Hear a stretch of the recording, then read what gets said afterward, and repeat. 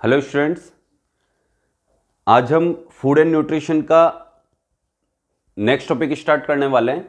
हम अभी तक फूड एंड न्यूट्रिशन का बेसिक पढ़ चुके हैं, टाइप्स ऑफ फूड 6 प्रकार के फूड पढ़ चुके हैं। उसके बाद पहले प्रकार का फूड कार्बोहाइड्रेट हम कंप्लीट कर चुके हैं।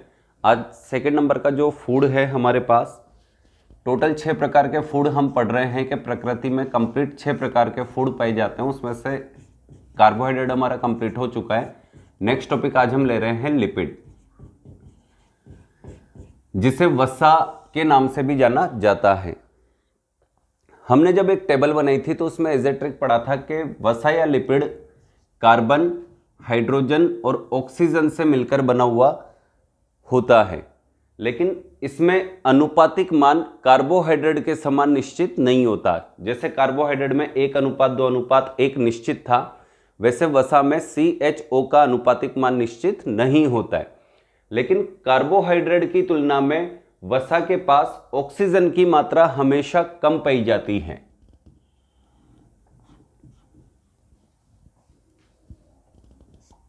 फिर हमने लिखा था कि वसा का मुख्य कार्य भी मानव शरीर को ऊर्जा प्रदान करना है। लेकिन वसा मानव शरीर को ऊर्जा कब प्रदान करेगी? जब पहला बल्लेबाज यानी कार्बोहाइड्रेट आउट हो जाएगा। इस कंडीशन में सेकंड बल्लेबाज लिपिड मानव शरीर को या सजीव शरीर को ऊर्जा प्रदान करने लग जाती है। अगर ऊर्जा प्रदान करती है तो इसके पर ग्राम से मानव शरीर को कितनी ऑक्सीजन प्राप्त होती है? 9.3 कैलोरी।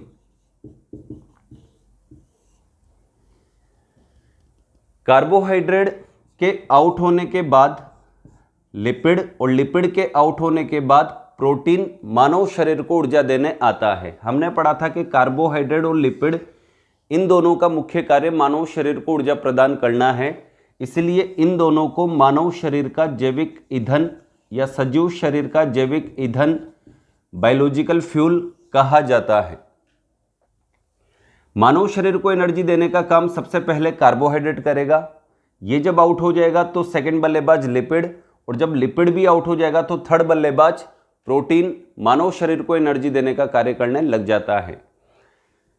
हालांकि हमने पढ़ा था कि प्रोटीन का मुख्य कार्य शारीरिक वृद्धि और शारीरिक मरम्मत करना है, लेकिन इन दोनों बल्लेबाज के आउट होने के बाद ये अपना मुख्य कार्य छोड़कर मानव शरीर को ऊर्जा प्रदान करने का कार्य करने लग जाता है। ऊर्जा प्रदान करने की जो सीक्वेंस हमने देखी थी उसमें 3 ही फूड थे। सबसे पहले कार्बोहाइड्रेट, सबसे लास्ट में प्रोटीन और बीच में आता है लिपिड। इसीलिए लिपिड को मानव शरीर का या सजीव शरीर का मध्यस्थ भोजन भी कहा जाता है, middle food of livings lipid को कहा जाता है। अब हम देख लेते हैं कि लिपिड मानव शरीर को एनर्जी किस कंडीशन में प्रदान करने आता है। ये एक मानव शरीर का डायग्राम बना देता हूं मैं रफली।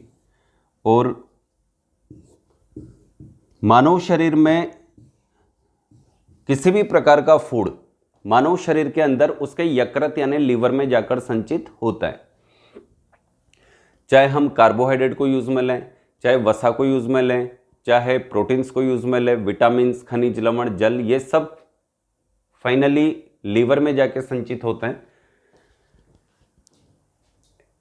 एज ए ट्रिक ये 3 बातें हमेशा ध्यान रखना कि हम कार्बोहाइड्रेट, लिपिड और प्रोटीन को कैसे समझें, यानी ऐसे कौन से फूड है जिसको देखकर हम कह सके कि हाँ ये कार्बोहाइड्रेट है, लिपिड एंड प्रोटीन है। हम प्रतिदिन रोटी सब्जी खाते हैं। रोटी सब्जी का मतलब है कार्बोहाइड्रेट। हालांकि रोटी सब्जी में लिपिड भी हो सकता है, प्रोटीन हो सकता है, विटामिन हो सकते हैं, खनिज लवण हो सकते हैं, जल हो सकता है, लेकिन सर्वाधिक मात्रा किसकी होगी? कार्बोहाइड्रेट। वैसे ही रोटी और सब्जी के साथ हम तेल और घी का उपयोग करते हैं, तो तेल और घी वसा का उदाहरण है, लिपिड का उदाहरण है। और हम दाल के रूप में किसका उपयोग करते हैं? प्रोटीन का। यानी ये 3 शब्द आते ही, रोटी सब्जी आते ही कार्बोहाइड्रेट, तेल और घी आते ही लिपिड, और दाल शब्द आते ही अपने माइंड में प्रोटीन को लेकर चलना है। अब हम प्रतिदिन सवेरे शाम खाना खाते हैं, हमारे भोजन में ये तीनों चीजें प्रेजेंट होती हैं। सवेरे के टाइम पे आपने खाना खाया, इसका मतलब आपकी बॉडी में कार्बोहाइड्रेट पहुंच गया, आपकी बॉडी में लिपिड पहुंच गया, आपकी बॉडी में प्रोटीन पहुंच गया। हालांकि प्रोटीन का मुख्य कार्य शारीरिक वृद्धि और शारीरिक मरम्मत करना है, इसलिए इसको भी मैं फिलहाल हटा देता हूं। ऊर्जा प्रदान करने की मुख्य जिम्मेदारी केवल इन दोनों के पास है।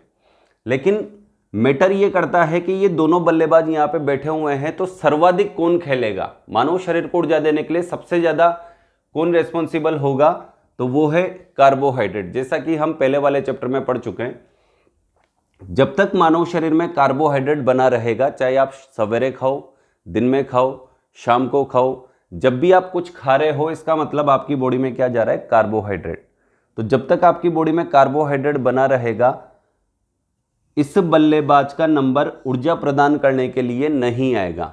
और जब तक कार्बोहाइड्रेट बना रहेगा, ये नहीं खेलेगा, ये आपको ऊर्जा प्रदान नहीं करेगा। इस कंडीशन में क्या होगा, लिपिड आपकी बॉडी में संचित होने लग जाएगा, क्योंकि ये खेलेगा नहीं खेलेगा तो पड़ा रहेगा चुपचाप, पेवेलियन में बैठा रहेगा, और बैठा रहेगा इसका मतलब ये मानव शरीर में क्या होता जा रहा है, संचित, स्टोर होता जा रहा है, क्योंकि इसका नंबर नहीं आ रहा। क्यों नहीं आ रहा, क्योंकि अभी कार्बोहाइड्रेट नाम का बल्लेबाज कंटिन्यू खेल रहा है। अब प्रश्न ये उठता है कि ये आउट होगा तो लिपिड मानव शरीर को एनर्जी देने आ जाएगा, तो ये किस कंडीशन में आउट होगा, तो ये कार्बोहाइड्रेट आउट होता है व्रत या उपवास वाले दिन। जैसा हमारे पूर्वज बता के जाते हैं कि हमें सप्ताह में 1 या 2 दिन व्रत या उपवास कर लेना चाहिए, तो उसके पीछे जो साइंटिफिक रीजन है वो क्या है, देख लेते हैं अपन। कि व्रत या उपवास वाले दिन मनुष्य किसी भी प्रकार के अन्न जल का त्याग कर देता है, और अन्न यानी कार्बोहाइड्रेट, रोटी सब्जी अगर मानव शरीर में नहीं जाएगा तो उस पूरे दिन मानव शरीर के भीतर कार्बोहाइड्रेट नहीं होगा। और जब कार्बोहाइड्रेट नहीं होगा तो उस कंडीशन में कौन सा बल्लेबाज खेलने आ जाएगा, लिपिड। यानी मानव शरीर को ऊर्जा प्रदान करने का काम कौन करने लग जाएगा, लिपिड। और लिपिड अगर स्टोर होती जाती है तो मानव शरीर क्या होता चला जाएगा, मोटापा, ओबेसिटी का शिकार हो जाएगा। लेकिन कार्बोहाइड्रेट अब आउट हो चुका है तो एनर्जी देने का काम कौन करने लग जाएगा, लिपिड। ये खर्च होगी, ऑक्सीडाइज होगी, ऑक्सीकरण होगा इसका, ये बर्न होगी, और बर्न होगी तो मानव शरीर क्या बना रहेगा, स्लिम। इसीलिए लिपिड को कार्बोहाइड्रेट की जब तक प्रेजेंस रहेगी ये संचित यानी स्टोर होता चला जाएगा, इसलिए लिपिड को मानव शरीर का संचित भोजन भी कहा जाता है। ये एक पूंजी है जो भूखे रहने की अवस्था में काम में आती है। लिपिड के आउट होने के बाद प्रोटीन मानव शरीर को ऊर्जा प्रदान करता है। सबसे पहले मानव शरीर को ऊर्जा प्रदान करने आएगा कार्बोहाइड्रेट, तीसरे नंबर पे आएगा प्रोटीन, और बीच में आएगा लिपिड।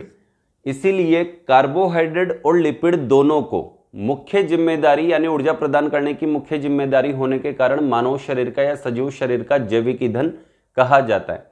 लेकिन स्टोर होने का काम, संचित होने का काम केवल वसा कर रही है, इसलिए वसा को मानव शरीर का संचित भोजन भी कहा जाता है। मध्य में आने के कारण सबसे पहले कार्बोहाइड्रेट, फिर प्रोटीन, और मध्य में आने के कारण लिपिड को मानव शरीर का मध्यस्थ भोजन भी कहा जाता है, मिडिल फूड ऑफ लिविंग्स या ह्यूमन बॉडी। अब हम एक एक करके सारे पॉइंट्स लिख लेते हैं। वसा एक छोटा सा टॉपिक है, इसको जब भी पढ़ते रहें तो कार्बोहाइड्रेट से कंपेयर करके पढ़ते रहें, साथ ही आने वाले टॉपिक प्रोटीन से भी कंपेयर करके पढ़ते रहें।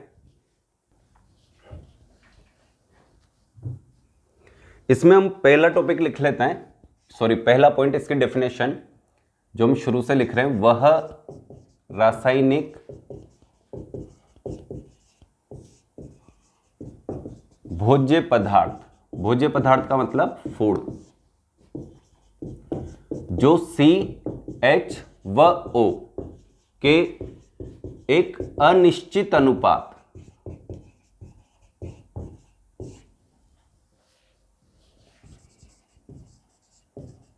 मान से मिलकर बना होता है।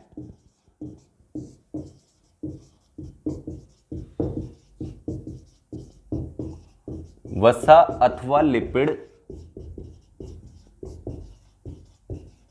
कहलाता है। फिर हमने पढ़ा था कि इसका मुख्य कार्य भी मानव शरीर को ऊर्जा प्रदान करना है।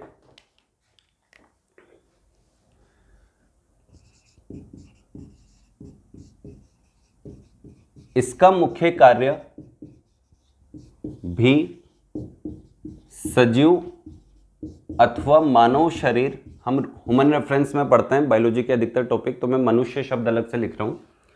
सजीव अथवा मानव शरीर को ऊर्जा प्रदान करना है।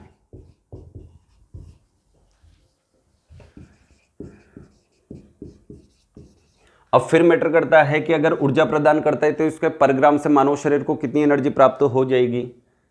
तो 1 ग्राम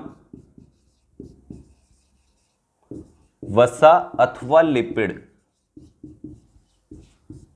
के पूर्ण ऑक्सीकरण से, कंप्लीट ऑक्सीडेशन, ये क्या होता है मैं अभी प्रोटीन टॉपिक आएगा तब समझा दूंगा इसे। कंप्लीट ऑक्सीडेशन से क्या मतलब है? पूर्ण ऑक्सीकरण से लगभग 9.3 कैलोरी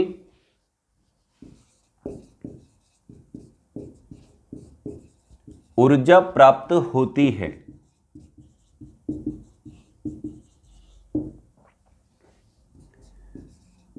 नेक्स्ट पॉइंट है हमारे पास कार्बोहाइड्रेट व वसा को। जैसा कि हमने पढ़ा था कि कार्बोहाइड्रेट और वसा मानव इन दोनों का मुख्य कार्य मानव शरीर को ऊर्जा प्रदान करना है, इसलिए मानव शरीर या सजीव शरीर का जैविक ईंधन मुख्य रूप से इन दोनों को कहा जाता है। कार्बोहाइड्रेट व वसा को सजीव अथवा मानव शरीर का जैविक ईंधन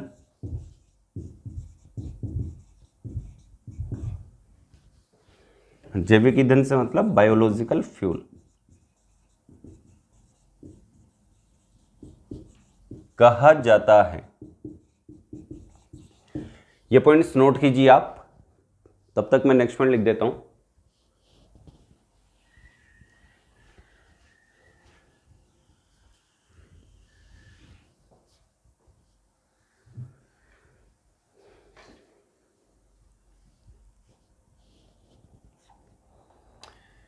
एक बात हमने पढ़ी थी कि जो भी फूड हम खाते हैं तो तीनों प्रकार के फूड हमारी बॉडी में जाते हैं। थाली के साथ जो हम जितना भी भोजन खाते हैं, कार्बोहाइड्रेट, वसा, प्रोटीन, विटामिन, खनिज लवण और जल, ऊर्जा देने वाले भी तीनों प्रवेश कर रहे हैं।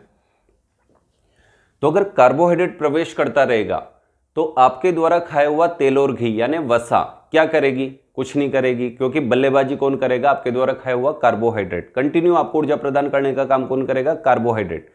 यानी जब तक आपकी बॉडी में कार्बोहाइड्रेट है, आपके द्वारा खाया हुआ तेल और घी यानी वसा और लिपिड, वसा व लिपिड आपकी बॉडी में संचित होने के अलावा कुछ नहीं करेगी। तो हम एक पॉइंट ये भी लिख लेते हैं, जब तक मानव शरीर कार्बोहाइड्रेट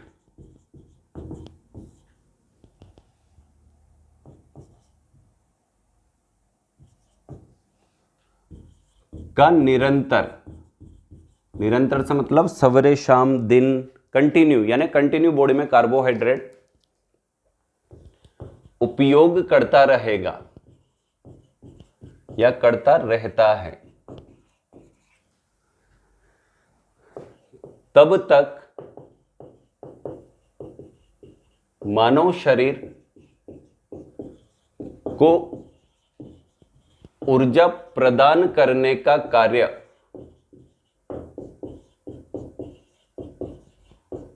भी कार्बोहाइड्रेट ही करता रहेगा। अतः इस स्थिति में मनुष्य द्वारा ग्रहण की गई वसा ओब्लिक लिपिड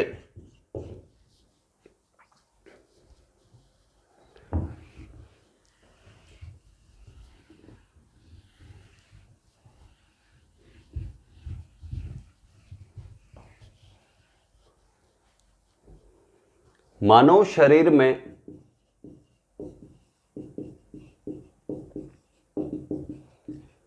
संचित होने लग जाती है।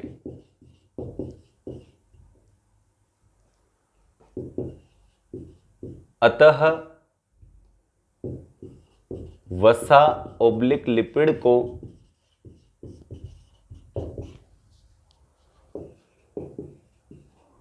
मानव शरीर का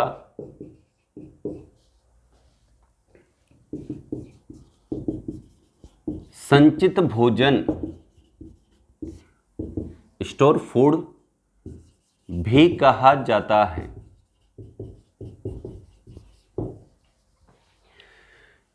अगर मानव शरीर में वसा कंटिन्यू संचित होती रहे, क्योंकि आप कंटिन्यू किसका उपयोग कर रहे हो, कार्बोहाइड्रेट, वसा, प्रोटीन, तीनों अगर बॉडी में जा रहे हैं तो कार्बोहाइड्रेट बल्लेबाजी करेगा, आपको ऊर्जा प्रदान करेगा।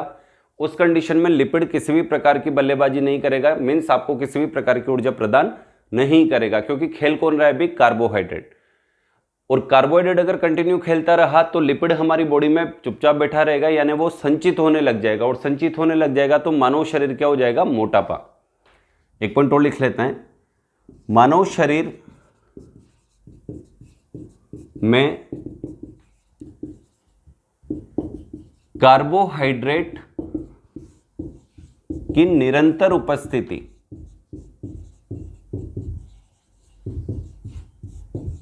के कारण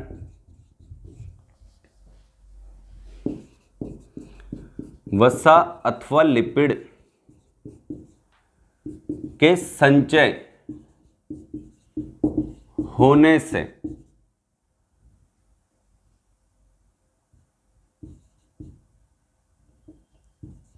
मनुष्य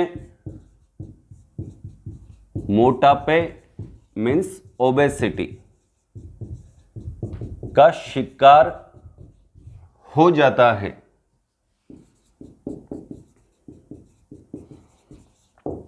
अब मनुष्य मोटा होता जा रहा है, हेल्दी होता जा रहा है, फैलता जा रहा है, तो इस चीज से बचने के लिए, क्योंकि हमें अच्छे से पता है कि मोटापा हर बीमारी का बेस होता है और कोई भी मनुष्य बीमार ना पड़े, इसी से बचने के लिए हमारे पूर्वजों ने मोटापे को घटाने के लिए एक प्रथा निकाली जो साइंटिफिक तरीके से जुड़ी हुई है, व्रत और उपवास से।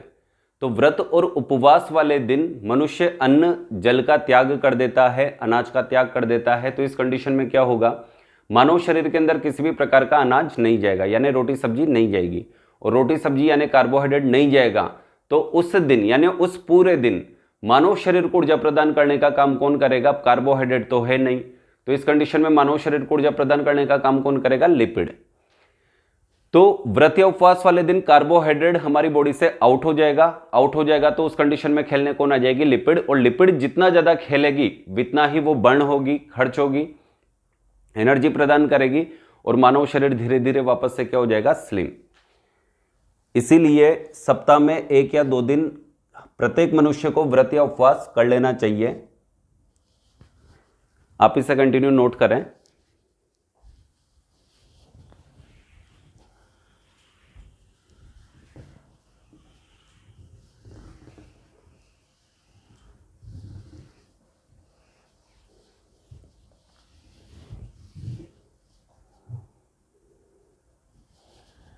अगला पॉइंट लिख देता हूं मैं, व्रत अथवा उपवास वाले दिन मनुष्य अन्न जल का त्याग कर देता है।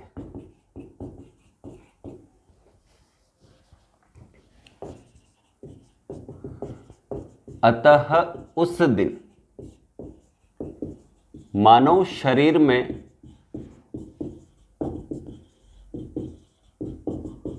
कार्बोहाइड्रेट की कमी हो जाती है। इस स्थिति में यानी कार्बोहाइड्रेट अब एब्सेंट हो गया, कम हो गया, आउट हो गया। इस स्थिति में वसा अथवा लिपिड, क्योंकि सेकंड बल्लेबाज यही है, यही खेलनी आएगी, वसा अथवा लिपिड मानव शरीर को ऊर्जा प्रदान करने लग जाती है। ये लो आगे ही एनर्जी देना है। अब बात आती है कि कार्बोहाइड्रेट के बाद लिपिड और लिपिड के बाद प्रोटीन, यानी ये बीच में आएगी एनर्जी देने मानव शरीर को। कब आएगी? बीच में। तीन ही बल्लेबाज जो एनर्जी प्रदान करेंगे। सबसे पहले खेलने आएगा कार्बोहाइड्रेट, सबसे लास्ट में खेलने आएगा प्रोटीन और बीच में खेलने आएगा लिपिड। इसीलिए हम यहां पे लिख लेते हैं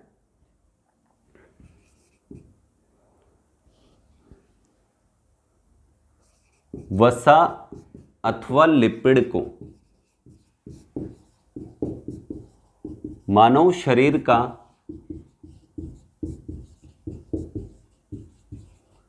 मध्यस्थ भोजन यानी मिडिल फूड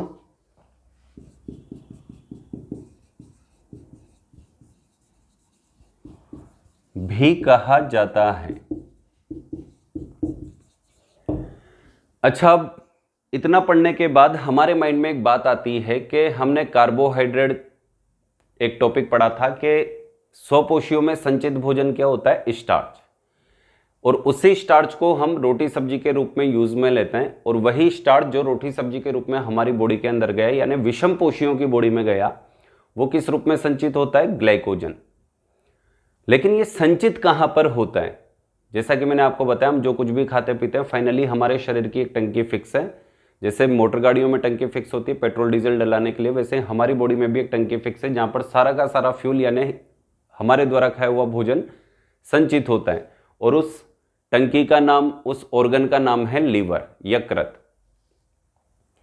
तो हमारे शरीर में कार्बोहाइड्रेट का हमने संचय किया था ग्लाइकोजन के रूप में।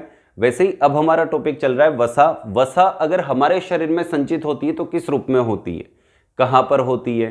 तो सबसे पहले हम देख लेते हैं कि ये वसा किस किस से मिलकर बनी होती है। वसा का निर्माण वसीय अम्ल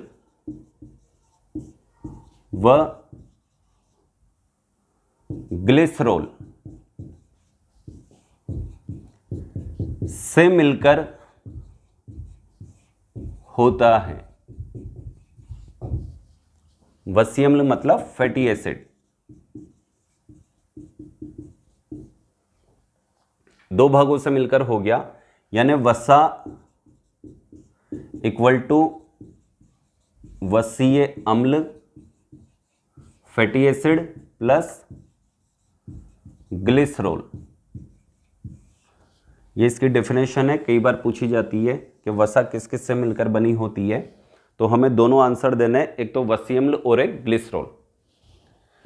साथ के साथ नोट करते रहें।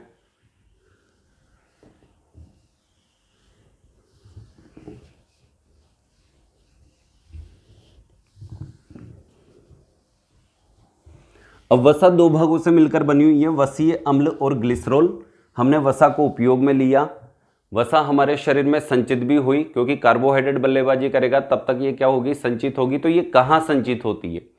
हमने पढ़ा कि हमारे शरीर में मोटापा आ जाता है तो संपूर्ण शरीर में आता है, क्योंकि संपूर्ण शरीर में त्वचा के ठीक नीचे एक ऊतक पाया जाता है जिसका नाम है वसीय ऊतक, एडिपोज टिश्यू।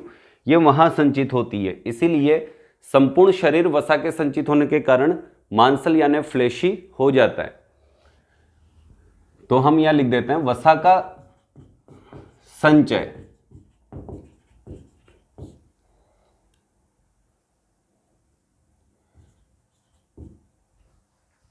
एक शब्द और जोड़ देते हैं हम, मानव शरीर में वसा का संचय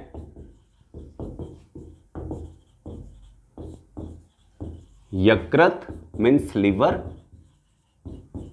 व वसीय ऊतकों मीन्स एडिपोज टिश्यू में होता है। अब हमने कार्बोहाइड्रेट को भी यूज में लिया था, स्टार्च के रूप में हम खाते हैं, क्योंकि स्वपोषी जो भोजन बनाते हैं यानी जो संचित होता है उनकी बॉडी में वो स्टार्च होता है। हम स्टार्च को रोटी सब्जी के रूप में यूज में लेते हैं। और हम विषमपोषियों की बॉडी में जब स्टार्च संचित होगा लीवर में, तो वो किस रूप में संचित होगा? ग्लाइकोजन। तो कार्बोहाइड्रेट का संचय अगर मानव शरीर में पूछे किस रूप में होता है, तो ग्लाइकोजन के रूप में। कहाँ होता है? एक ही टंकी है यकृत, ये जरूर वसीय ऊतकों में भी संचित हो जाता है, लेकिन कार्बोहाइड्रेट का संचय यकृत में हुआ था ग्लाइकोजन के रूप में। अब हमारा टॉपिक चल रहा है वसा। तो वसा का संचय हमारे शरीर में दो स्थानों पर हो रहा है, एक तो लीवर में और इसके अलावा वसीय ऊतकों यानी एडिपोज टिश्यू में। तो किस रूप में होता है वसा का संचय हमारे शरीर में? किस रूप में होगा? कार्बोहाइड्रेट का संचय हमारे शरीर में ग्लाइकोजन के रूप में हुआ था। वसा का संचय हमारे शरीर में, मानव शरीर में वसा अथवा लिपिड का संचय, कई बार पूछा हुआ प्रश्न है, इंपॉर्टेंट क्वेश्चन है, ट्राइग्लिसराइड्स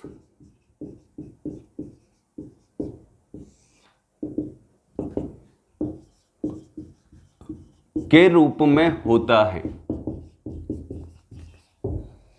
2-3 अच्छे पॉइंट और लिख देता हूं मैं यहां पर। 20 डिग्री सेल्सियस तापमान पर वसा ठोस रूप में पाई जाती है। किस रूप में पाई जाती है? सॉलिड स्टेट, ठोस रूप में। लेकिन अगर 20 डिग्री सेल्सियस तापमान पे ये ठोस रूप में न होकर लिक्विड फॉर्म में पाई जाए, तो उस कंडीशन में इसे क्या नाम दिया जाता है? यदि 20 डिग्री सेल्सियस तापमान पर वसा अथवा लिपिड द्रव अथवा तरल अवस्था में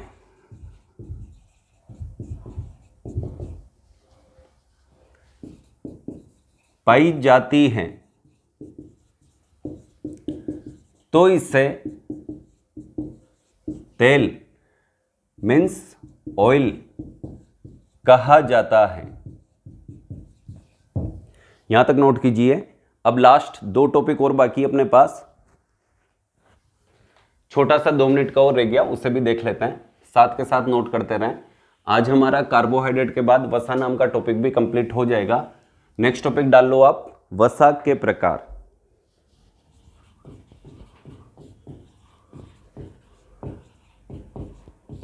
टाइप्स ऑफ फैट या टाइप्स ऑफ लिपिड।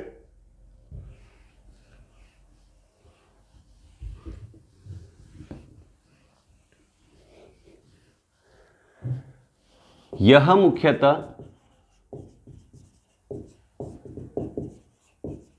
निम्न 2 प्रकार की होती है। सबसे पहले संतृप्त वसा,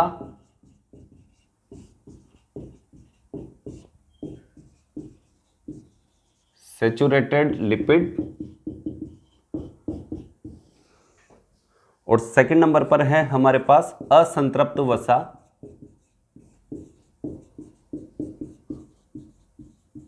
अनसैचुरेटेड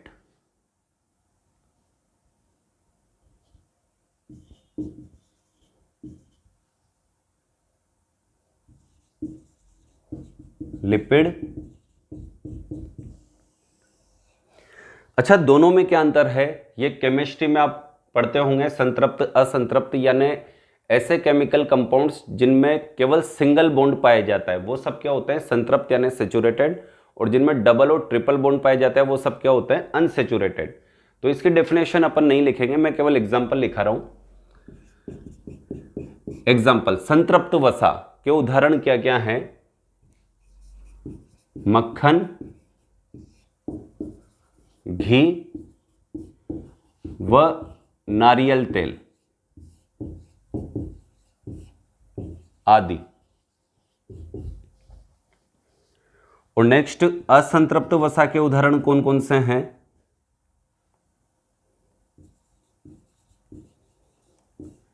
मछली का तेल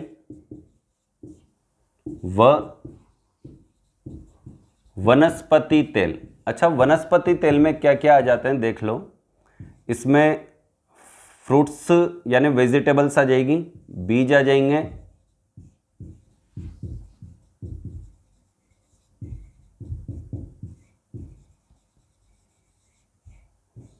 ये लो, जैसे सोयाबीन का तेल बीज होता है, सरसों का तेल, मूंगफली का तेल, ये सब वनस्पति तेल के उदाहरण हैं। इसको भी आप नोट कर लीजिए। दो प्रकार की लिपिड हमने यहाँ पे पढ़ी, सैचुरेटेड एंड अनसैचुरेटेड। हम इन दोनों प्रकार की वसा का उपयोग कहीं ना कहीं दैनिक जीवन में करते आते हैं, लेकिन इन दोनों में से मानव शरीर के लिए जो ज़्यादा उपयोगी है या फिर हानिकारक है, हमें अच्छे से पता है कि ज़्यादा तेल घी खाना हमारे शरीर के लिए हानिकारक हो सकता है। तो इन दोनों में से किस प्रकार की वसा हमारे शरीर के लिए अधिक हानिकारक हो सकती है? तो राइट आंसर है संतृप्त। हमें संतृप्त वसा का उपयोग अधिक मात्रा में नहीं करना चाहिए। क्यों? मक्खन, घी, नारियल तेल मानव शरीर के लिए तो अच्छे होने चाहिए, लेकिन इनकी अधिक मात्रा मानव शरीर के लिए क्या हो सकती है? हानिकारक। उसके पीछे रीजन ये है कि ये संतृप्त वसा होती है, सिंगल बॉन्ड जो आसानी से टूट जाता है। तो संतृप्त वसा अगर हमारे शरीर में अधिक मात्रा में प्रेजेंट रही तो ये जल्दी से, शीघ्रता से कोलेस्ट्रॉल में बदल जाती है, और कोलेस्ट्रॉल मानव शरीर के लिए हार्ट अटैक का कारण बन जाता है। तो हम एक नोट करके लिख लेते हैं,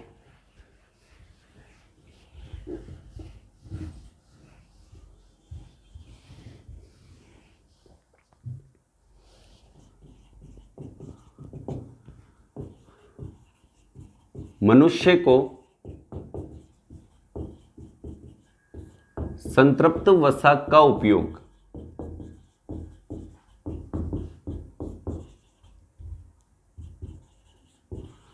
अधिक मात्रा में नहीं करना चाहिए,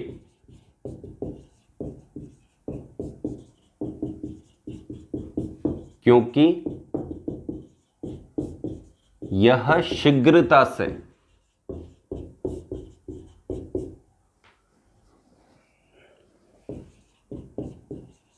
कोलेस्ट्रॉल में बदल जाती है।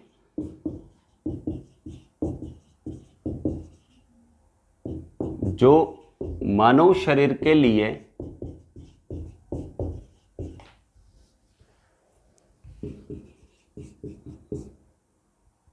हृदयाघात मीन्स हार्ट अटैक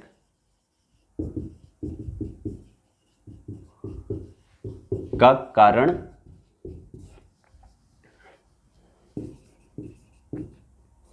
बनती है। इसी के साथ स्टूडेंट्स अपना वसा नाम का टॉपिक भी कंप्लीट हुआ।